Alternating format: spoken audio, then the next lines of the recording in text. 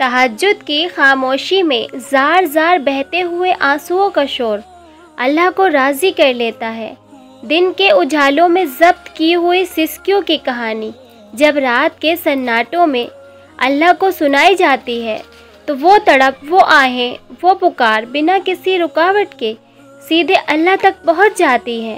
جب رات بھر تمہاری آنکھوں میں نیند نہیں اترتی اور تم بے سکونی کی حالت میں اپنے خالق کے روبرو سجدہ ریز ہو جاتے ہو، ویسے ہی ایسے لمحے ہوتے ہیں جب تم اس کی محبت کو اپنے بہت زیادہ قریب پاتے ہو۔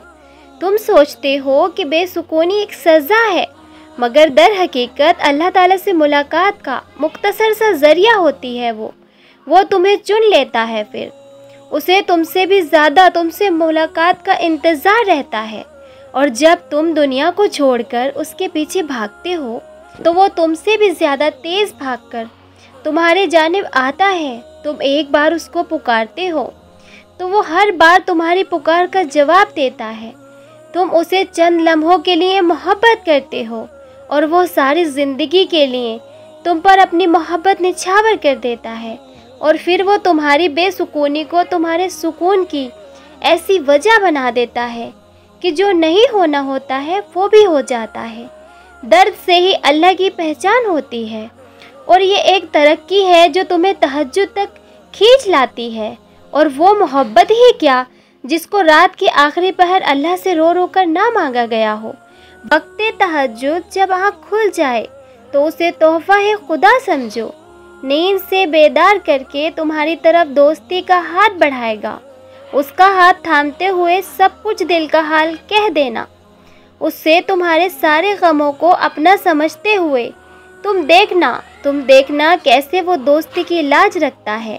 تمہارے آگے روز اپنی دوستی کا ہاتھ بڑھائے گا، بس پھر بھی تم روز جھجکنا نہیں، روز ہاتھ تھام لینا اس کا، اور جو بھی ہو کہہ ڈالنا اس سے۔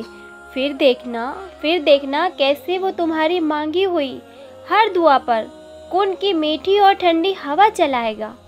تم ایک قدم آگے بڑھو گے، وہ 4 قدم آگے بڑھے گا۔ یہ سوچ کر کسی بھی دن ملنے سے نہ رہ جانا کہ آج بہت سردی ہے، کل مل آؤں گا، آج بہت تھکاوٹ ہے، کل مل آؤں گا۔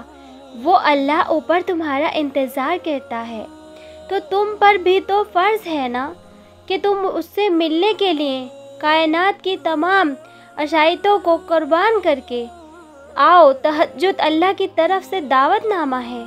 جب اللہ کو کسی سے ملاقات کرنی ہو اور بات کرنی ہو تو وہ تہجد کی لگن لگا دیتا ہے۔ پھر جب سارا جہاں خاموش ہو جاتا ہے، رات کی ترقی کے اس عالم میں اللہ تعالیٰ اپنے بندے سے ہم کلام ہوتا ہے، اور تبھی یہ محسوس ہوتا ہے کہ جیسے وہ رب ہمارے اندر تک سما گیا ہو، اور لہو میں محبت کی عجیب کیفیت دوڑنے لگتی ہے۔ پھر وہ رب فرماتا ہے، تجھے جو مانگنا ہے مانگ میرے بندے، میں عطا کروں گا تجھے۔ مگر پھر اللہ کے سوا کسی چیز کی طلب ہی نہیں رہتی، اور پھر جب طلب اللہ کی ہو اور وہ نہ ملے، ایسا تو ممکن ہی نہیں ہے۔ اپنے بندے سے ملاقات کے لیے اللہ تعالیٰ خود پہلے آسمان پر آتا ہے۔